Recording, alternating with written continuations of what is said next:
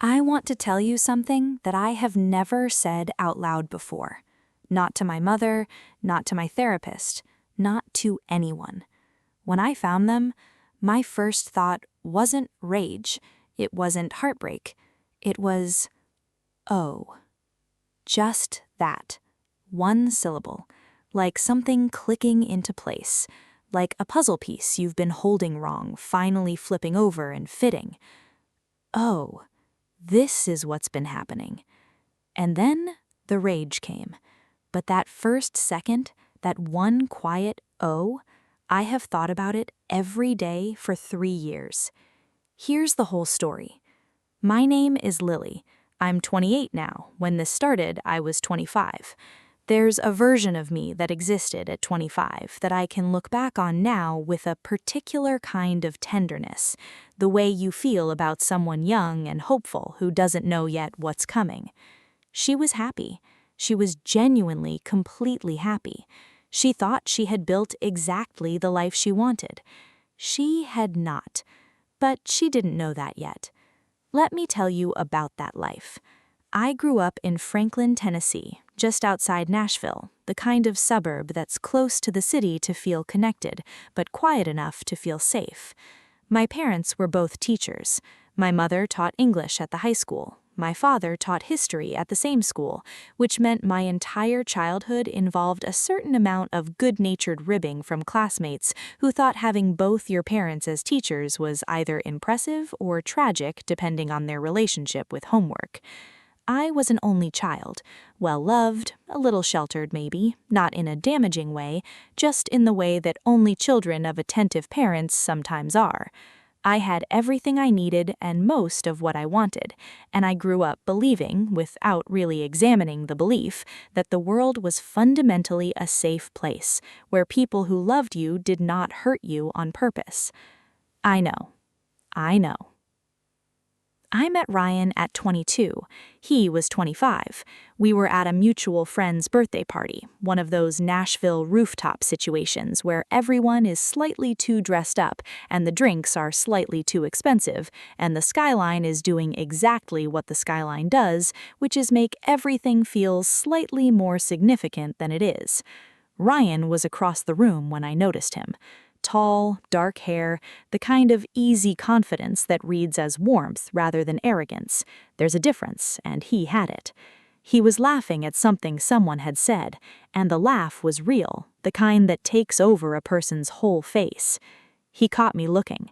He smiled. I looked away. He crossed the room. We talked for 4 hours that night, and I drove home at 2 a.m. thinking, that's the one. Just like that, 22 years old on a Nashville rooftop, and I just knew. I hate that I knew that. I hate that that memory exists and means what it means now. We dated for 2 years.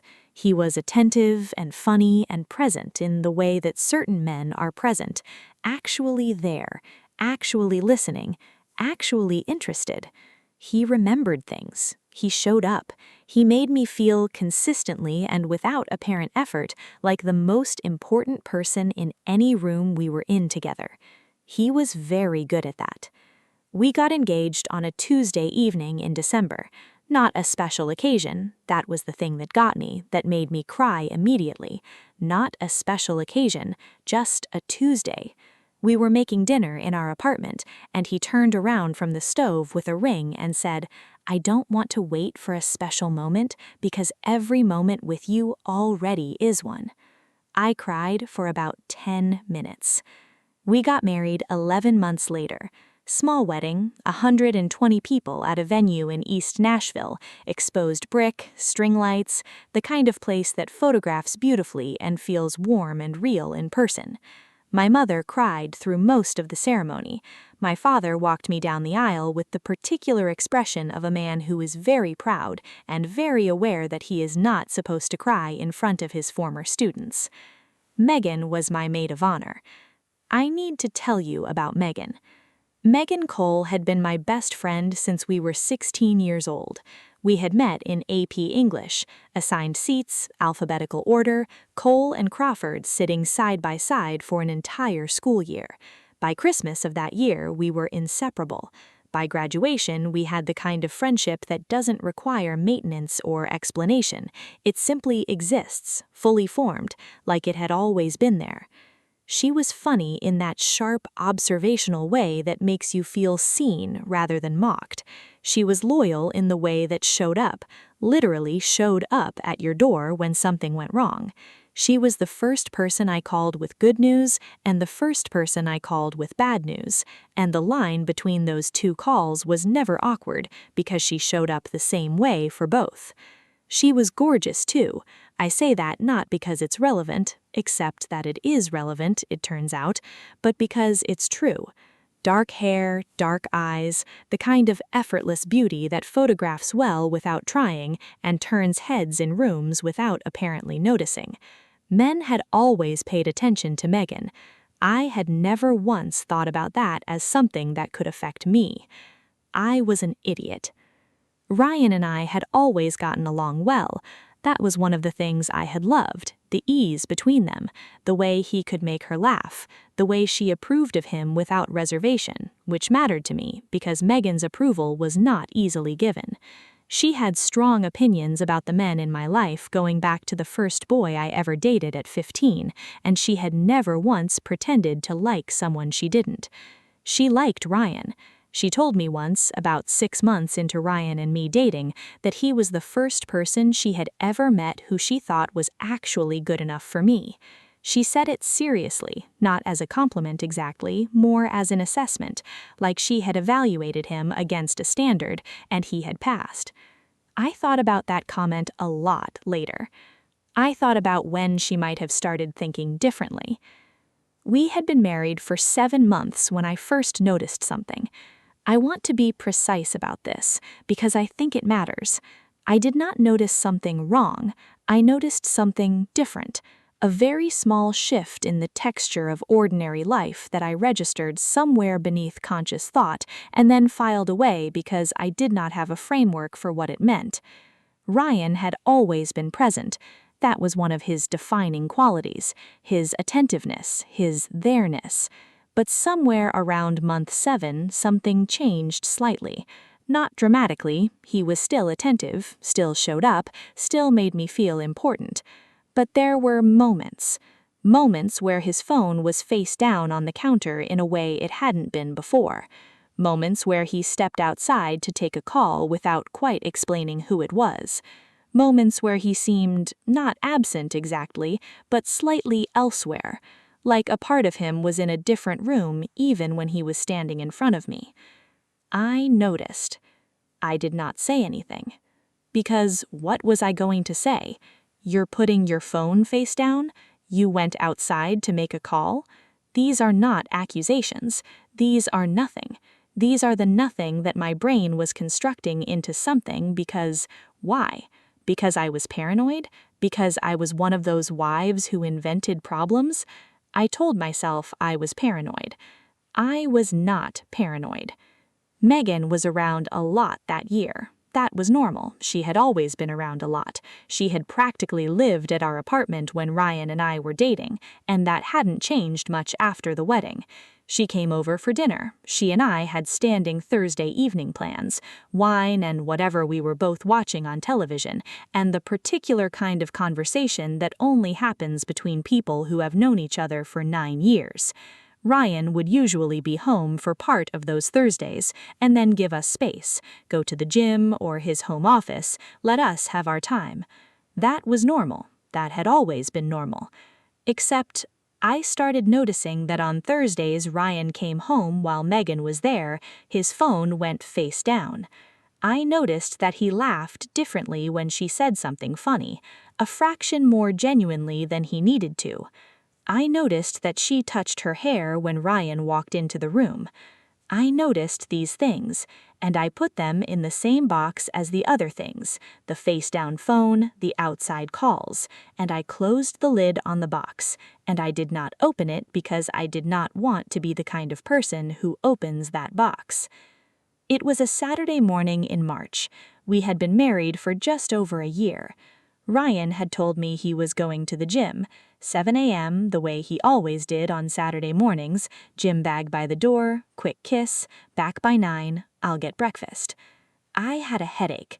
I had been awake since 5 with the particular low-grade headache that comes from not sleeping well, and I had finally fallen back asleep sometime after Ryan left and slept until 9:30, which never happened to me. I was not a person who slept until 9:30. I woke up at 9:30 feeling slightly better and reached for my phone and saw a text from Megan. It was not meant for me. I know that sounds like something from a movie. It sounds almost too neat, but that is what happened. Megan sent a text to the wrong contact, a text meant for someone else that landed on my screen at 9:30 on a Saturday morning while I was lying in bed with a headache. It said, "Is she awake yet?" I stared. Ryan tried to talk. Megan tried to talk. I did not let either of them talk. I walked to the front door, I opened it, I stood beside it, and I waited until they were both on the other side of it. Then I closed it. I sat down on my kitchen floor, and I thought about that text. "Is she awake yet?" Which meant they had been in that room while I was sleeping, which meant this was not the first time, which meant that the gym bag by the door at 7 a.m. on Saturday mornings had never been going to the gym. How many Saturdays? I sat on that kitchen floor, and I counted, and I stopped counting when I got to 11. I stayed on that kitchen floor for a long time. Not crying, not yet.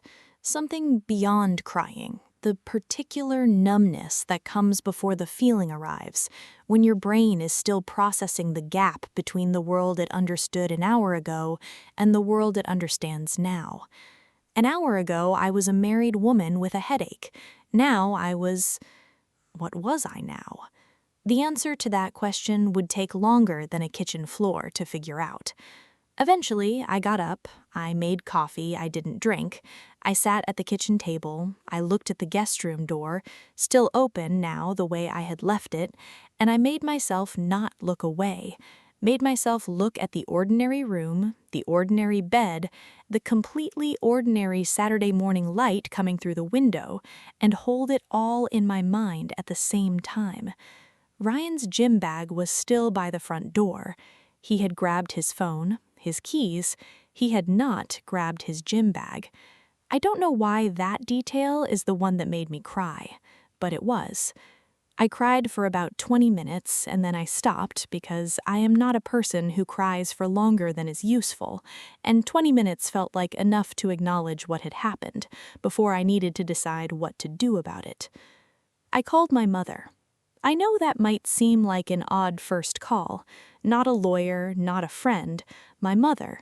But my mother is the person I call when I need to hear a voice that has known me my entire life and will tell me the truth without softening it to protect me.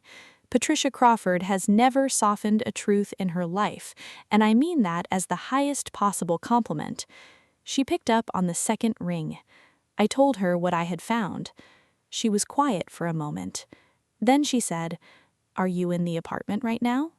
"Yes," I said. "Pack a bag. You're coming here." "Mom?" "Lily, pack a bag." I packed a bag. I drove to Franklin. My mother met me at the door.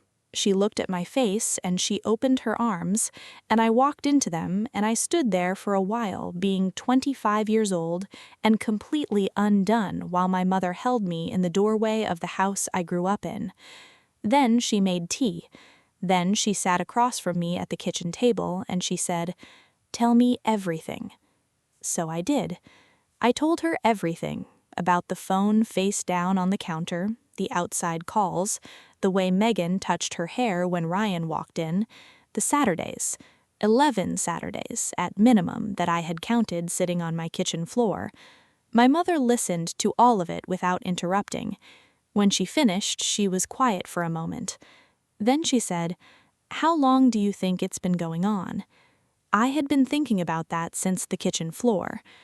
I don't know exactly, I said, but the things I noticed, the phone, the calls, that started around month 7 of our marriage, so at least that long, possibly longer. My mother pressed her lips together. Possibly before the wedding, she said. Not a question. I had been not thinking that thought since the kitchen floor. Possibly, I said. We sat with that. Megan had been my maid of honor. She had stood beside me at my wedding in a pale blue dress and cried during the vows. I had seen her crying and had reached back and squeezed her hand for a second, because that was the kind of friendship we had, the kind where you reach for each other automatically. And she had possibly already been sleeping with my husband. I drank my tea. My mother watched me. "What do you want to do?" she said. "I don't know yet. I need to think." "Take as long as you need," she said. "You're staying here." I stayed in Franklin for 4 days. Ryan called 11 times the first day. I did not answer. He texted. Long texts, the kind that start with, "I'm so sorry," and end with, "Please just let me explain," with a lot of words in between that I read once and did not read again. On the second day, the texts slowed. On the third day, he left one voicemail that I listened to once, standing in my childhood bedroom, looking at the bulletin board I had kept on my wall since I was 15. He said he was sorry. He said it meant nothing. He said Megan meant nothing. He said he had made a terrible mistake, and he needed to talk to me, needed to explain, needed me to understand that what we had was real, and this was a moment of weakness he would spend the rest of his life making up to me if I would let him. I deleted the voicemail. Megan did not call. She texted once on the first day. One text. It said, "Lily, I am so sorry. I don't expect you to forgive me. I just need you to know that I love you and I hate myself." I read it. I did not respond. I have thought about that text many times since, what she meant by it, whether she meant it, whether love and betrayal can coexist in the way she seemed to be suggesting. I love you and I did this to you simultaneously, both things true. I think they can. I think that's actually the most painful version of betrayal, not the kind done by someone who doesn't care about you, the kind done by someone who does. I called a divorce attorney on the third day. Her name was Catherine Mills, Nashville-based, highly recommended by a colleague of my father's who had been through his own divorce some years earlier. She was brisk and practical, and did not waste time on sympathy she wasn't paid to provide, which I found enormously refreshing. I needed someone who would look at my situation and tell me what was possible, not someone who would soften things. Catherine told me what was possible. Tennessee is an at-fault divorce state, which meant the infidelity was relevant. It meant certain things about the settlement that I won't detail here, except to say that the conversation with Catherine left me feeling not better exactly, but less powerless, like I had entered a room where I had some control over what happened next. That feeling mattered. I went back to the apartment on the 5th day. Ryan was not there. I had told him through a text, our only direct communication in 5 days, that I needed him to be elsewhere when I came back to get my things. He complied. The apartment was empty and quiet, and smelled like the candle I had burned on Friday evening, 2 days before everything, which struck me as almost unbearably cruel, that the apartment still smelled like Friday evening. I packed methodically. Clothes, important documents, the things that were mine before we were married. I left everything else. I did not take anything that was ours, because I did not want anything that was ours. I was at the door with my bags when my phone rang. Not Ryan, not Megan, a number I didn't recognize. I almost didn't answer, but something, the same journalist instinct that makes you answer unknown numbers, because sometimes important things come from unknown numbers, made me pick up. "Is this Lily Crawford?" A woman's voice, careful, a little nervous. "Lily Crawford Hayes," I said automatically, my married name, and then felt the strangeness of having said that. Yes. My name is Donna Pierce. I'm sorry to call out of nowhere. I got your number from a mutual friend. I need to talk to you about something. About your husband. I set my bag down. What about him? I said. A pause. I think we've been dealing with the same situation. I know this is going to sound strange, but I think we should meet. Her name was Donna Pierce. She was 31, she worked in marketing. She had dated Ryan for 14 months, ending 8 months before you and I got together. Or so she thought. What Donna told me, sitting across from me at a coffee shop in Midtown Nashville on a Tuesday afternoon, was this. She and Ryan had dated for 14 months. She had believed they were in a committed relationship. At the 11-month mark, she started noticing things.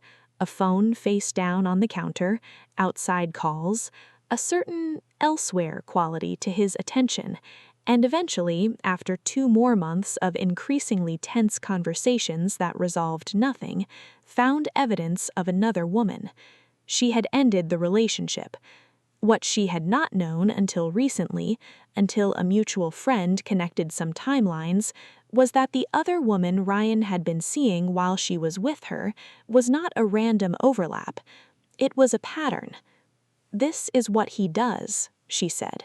She said it very simply, without drama, the way you state a fact you have verified thoroughly.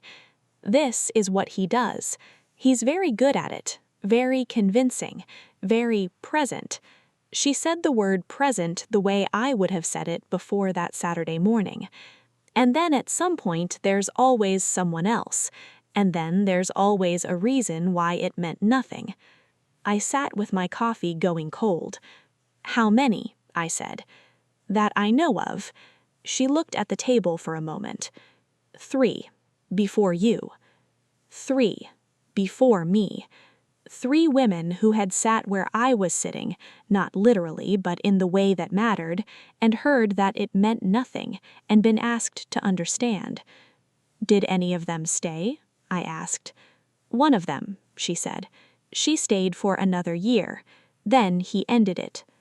I thought about that. Then I asked the question that had been forming since she first called. Why are you telling me this? The divorce took 8 months. Catherine Mills was worth every cent. Ryan contested almost nothing in the end. I think he understood, somewhere underneath the apologies and the explanations and the it meant nothing, that he had been caught so completely, with a history so documented by Donna's account and the timeline Catherine constructed, that contesting anything would only make things worse. He signed. I walked out of that attorney's office on a Thursday afternoon in November and stood on the sidewalk in Nashville in the particular sharp cold of early Tennessee winter, and I breathed. Free. That was the word. Just free. But here's the thing about this story. Here's the part I haven't told you yet. The part that took everything I thought I understood about justice and karma and people getting what they deserved and turned it completely upside down. Because 2 years after I walked out of that attorney's office, I got a phone call from a number I recognized this time, Ryan's number. I almost didn't answer, but I did. And what he said, I did not expect. Not even close. Ryan called me on a Wednesday evening in October, 2 years after the divorce was finalized, 2 years after I had stood on that sidewalk in the November cold and breathed free for what felt like years. 2 years of rebuilding. Not dramatically, not in the way that makes for a clean narrative arc, but in the quiet, incremental way that actual rebuilding happens. Therapy, new apartment, new routines, a promotion at work, a trip to Portugal with my mother that I will remember for the rest of my life. 2 years. I was in my kitchen making dinner when his name came up on my phone. I stared at it for a long moment. Ryan Hayes. I had not deleted his contact. I don't know why. Maybe because deleting it felt like a decision that required more energy than simply leaving it there. Maybe because some part of me had known, in the way you sometimes know things without knowing you know them, that this call would come eventually. I answered. Lily. His voice was different. I noticed that immediately. Before he said anything else, before I had any information about why he was calling, I noticed that his voice was different. The ease was gone. That particular confidence that had been so constant, so much of a part of how Ryan Hayes moved through the world, was simply not there. "What do you want, Ryan?" I said. A pause. "I need to tell you something," he said. I'm not calling to relitigate anything. I'm not calling to apologize again. I know that doesn't mean anything at this point. I thought you should know, because I think you'll find out anyway, and I'd rather you hear it from me." I turned the stove off. I sat down at my kitchen table. "Tell me," I said. Another pause, longer this time. "Megan and I got married," he said. "In June. Small ceremony. I know that's not easy to hear, and I'm sorry." I had known this was coming, or suspected it. Mutual friends had mentioned carefully that Ryan and Megan were still together, that things seemed serious. I had not asked for details. I had not wanted details. "Okay," I said. My voice was very steady. "Why are you telling me this?" "Because," he said, and then he stopped. I waited. "Because things aren't what I thought they were going to be," he said finally, "with Megan, and I don't know. I thought you should know that it didn't turn out to be what I told myself it was going to be." I sat with that. "Ryan," I said slowly, "are you calling to tell me your marriage isn't going well?" Silence. "Something like that," he said quietly. I looked out my kitchen window at the Nashville evening, the particular amber of October streetlights starting to come on, an ordinary Wednesday. "I'm going to say something to you," I said, "and I need you to understand that I mean it without anger. I'm past the anger. I mean it as simply and honestly as I can." "Okay," he said. "You made choices. A long series of them, going back further than our marriage, as it turns out, and those choices had consequences, and whatever is happening in your marriage right now is one of those consequences, and it is not something I can help you with. It is not something I am going to help you with. Do you understand?" A long pause. "Yes," he said. "Good," I said, and I hung up for the first and final time. I sat at that kitchen table for a while after, and I thought, something is wrong in his marriage with Megan. I did not feel satisfaction about that. I want to be honest about that because I think people expect a particular reaction, triumph or at least quiet vindication, and I won't pretend there wasn't a flicker of something, but mostly what I felt was tired. Tired of the whole long shape of it.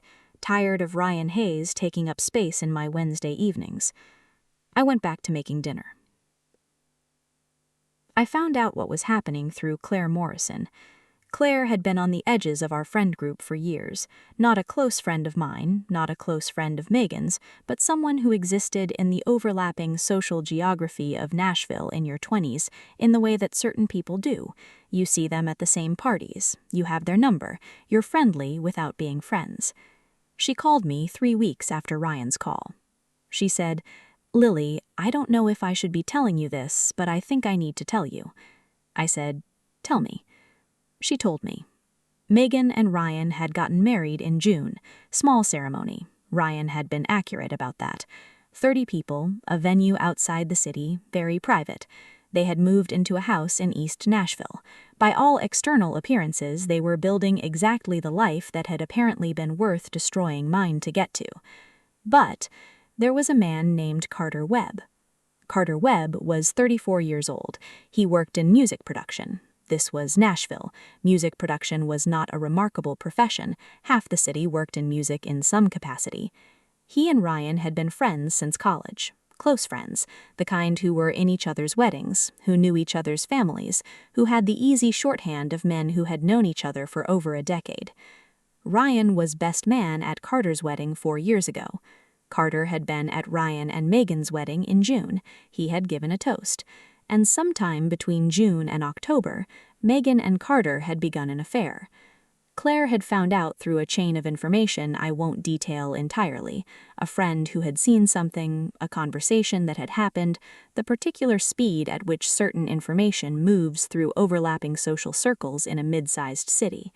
She had sat on it for 3 weeks before calling me because she wasn't sure it was her place. "Why are you telling me?" I asked her. A pause. "Because I thought you deserved to know that it came back around," she said simply. I don't know. I thought you'd want to know." I sat with that information for a long time after Claire hung up.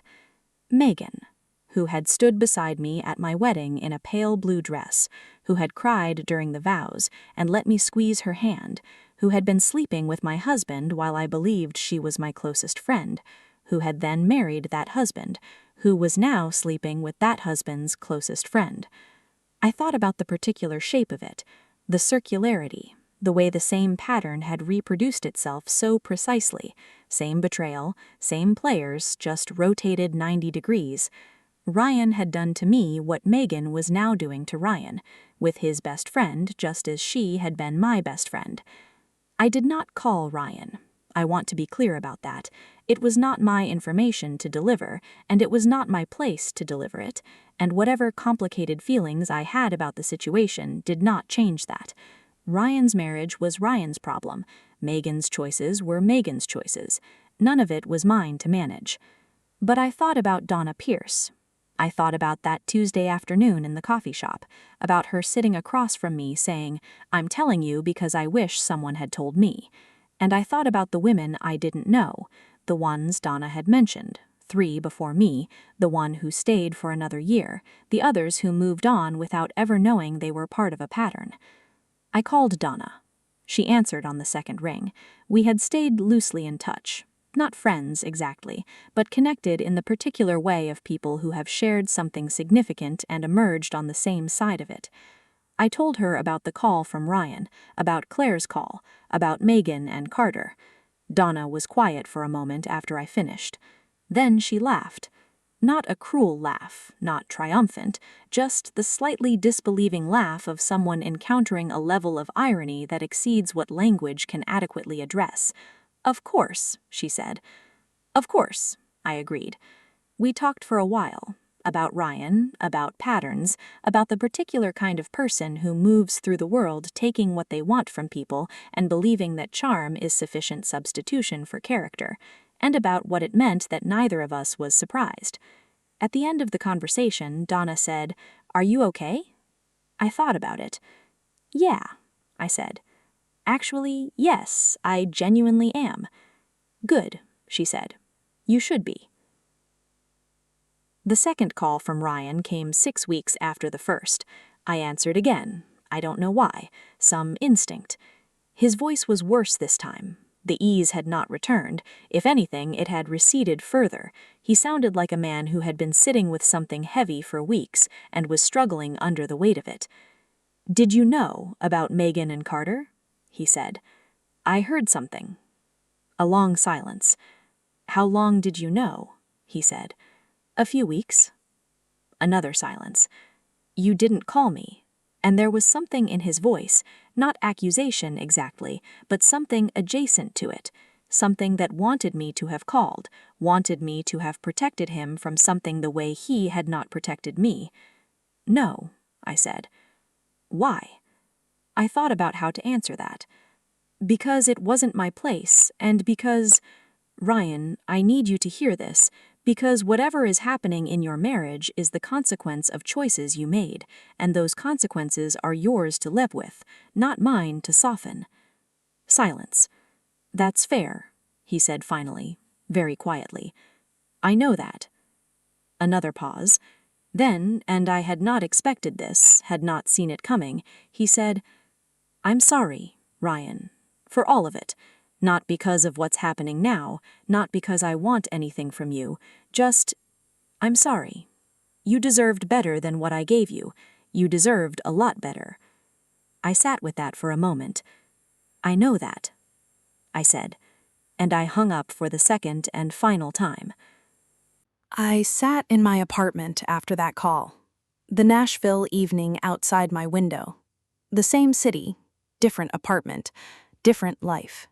And I thought about 25-year-old Lily, standing in a guest room doorway on a Saturday morning. That one quiet O. I thought about everything that had come after that O. The kitchen floor, Franklin, Catherine Mills, Portugal with my mother. 2 years of building something new from the wreckage of something I had believed in completely. And I thought, I am not the same person who stood in that doorway, not even close. But here is the thing I did not expect. Here is the thing nobody tells you about rebuilding after something like this. Something had come back. Not Ryan, not that life. Something I had not realized I had lost until I found it again.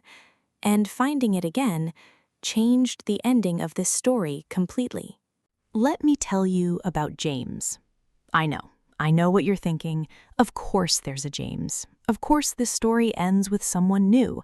That's the clean narrative arc, the satisfying conclusion, the part where the woman who was betrayed finds someone worthy and rides off into the Nashville sunset. But that's not quite what this is. So let me tell you about James properly. James Calloway was not new. That's the thing. He was not someone I met after everything fell apart. He was not a fresh start or a new chapter in the way those phrases usually mean. He was someone I had known for 4 years before Ryan, someone who had existed in my life quietly and consistently during the entire Ryan chapter, without ever being anything other than what he was, a friend, a real one. We had met at work. He was in product development, I was in marketing. We had been thrown together on a cross-department project when I was 21, and had discovered in the first week that we had the same instincts about problems and the same intolerance for meetings that could have been emails. We had become friends in the natural, unforced way that workplace friendships sometimes happen. Lunch, then occasional dinner, then the kind of easy contact that doesn't require scheduling because it just fits into your rhythm of your life. When I met Ryan, James had been happy for me, genuinely, the kind of happy that shows in small ways, asking about Ryan with real interest, remembering details from previous conversations, showing up to our engagement party and spending 20 minutes talking to my father about Tennessee history because my father loved Tennessee history, and James knew that and made the effort. He was Ryan's friend too, loosely, part of the same extended social circle. He had been at our wedding. He knew something was wrong before I did. He told me that later, much later, after everything, that there had been a moment at a dinner, maybe 8 months into my marriage, where he had watched Ryan and Megan interact across a table and felt something he couldn't name and hadn't known what to do with because he had no evidence. He had nothing concrete, just an instinct that he had no right to act on and didn't know how to raise without potentially destroying something he might have been entirely wrong about. He stayed quiet.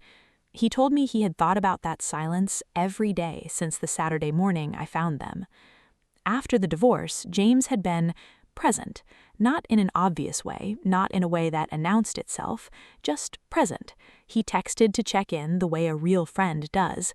He showed up when I needed someone to sit with in the particular way that sitting with someone without talking is sometimes the most useful thing a person can do.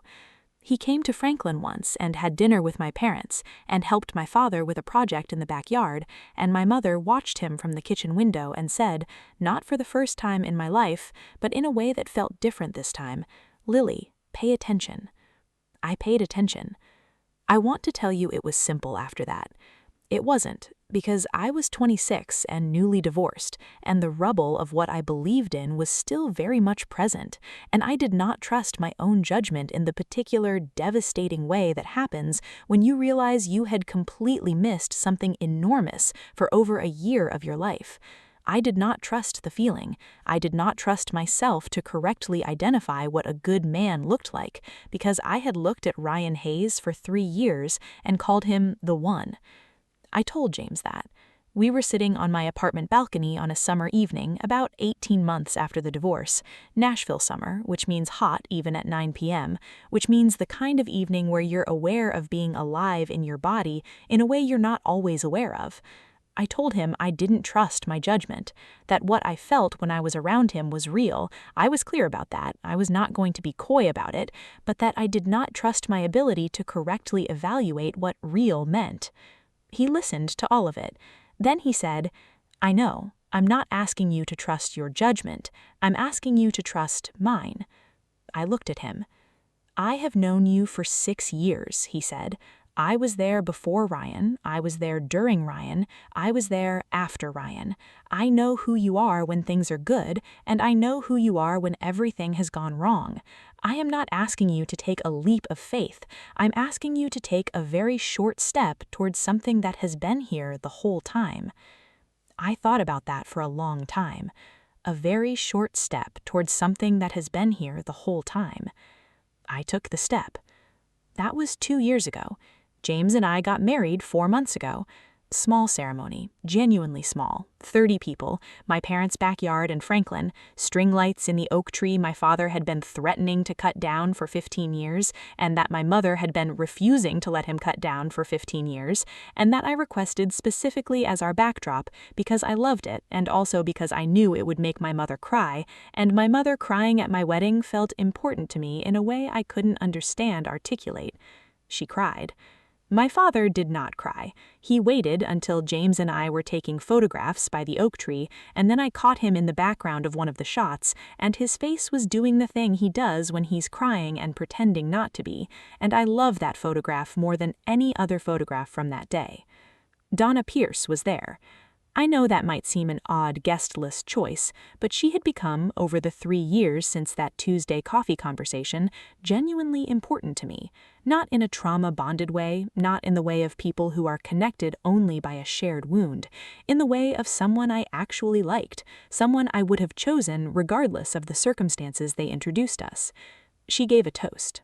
She said that, and I'm going to paraphrase because the full thing made me cry for a while, she said that the best thing Ryan Hayes ever did was introduce me to you, that she was grateful for the terrible thing that had connected us because it had given her a friendship she hadn't known she needed. The room laughed. I laughed. James squeezed my hand.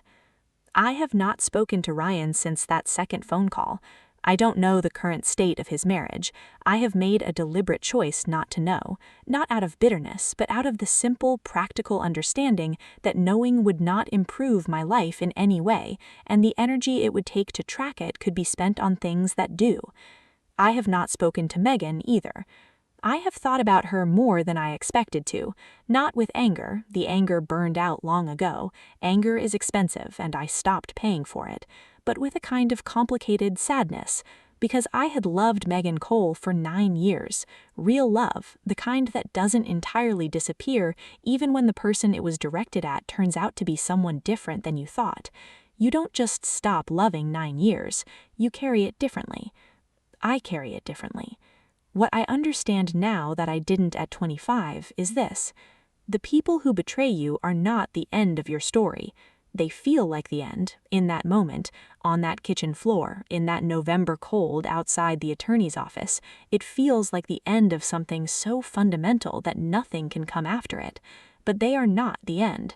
They are, if you let them be, a clarification, a very painful, very unwelcome, completely necessary clarification about what you actually want and what you are actually made of and what you will and will not accept for the rest of your life. Ryan Hayes clarified a lot of things for me. I am grateful for the clarification. I am not grateful to him. That's a distinction worth making.